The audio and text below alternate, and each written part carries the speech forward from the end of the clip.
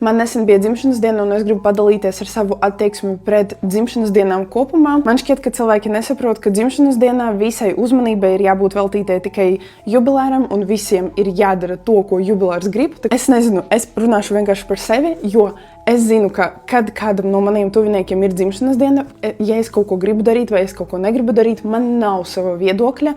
Tajā dienā es darīšu visu to, ko grib tas cilvēks.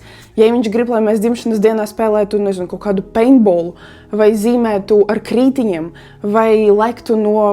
Labi, es negribētu lekt, bet tā kā jūs saprotat manu domu, ka man nav sava viedokļa, es darīšu visu, ko tu gribi, tāpēc, ka tā ir tava diena. Un, manuprāt, visa sarunas kaut kādas arī, un sveicieni, un tosti, un viss kaut kas ir jābūt tikai par jubilāru.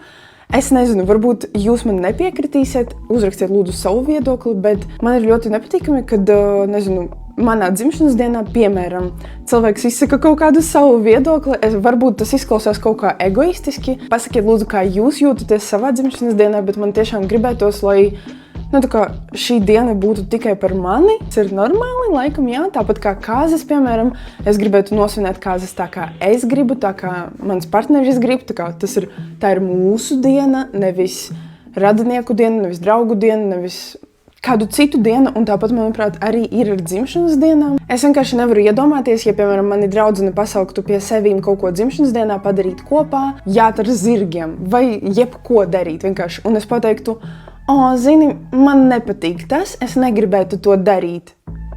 What the fuck, tā kā man nav sava viedokļa tavā dzimšanas dienā. Ieraksti, vai tu man piekrīti vai nē, bet šis ir mans viedoklis un, nezinu, manuprāt, tā ir vienkārši cieņas izrādīšana cilvēkam. Kā jūs domājat?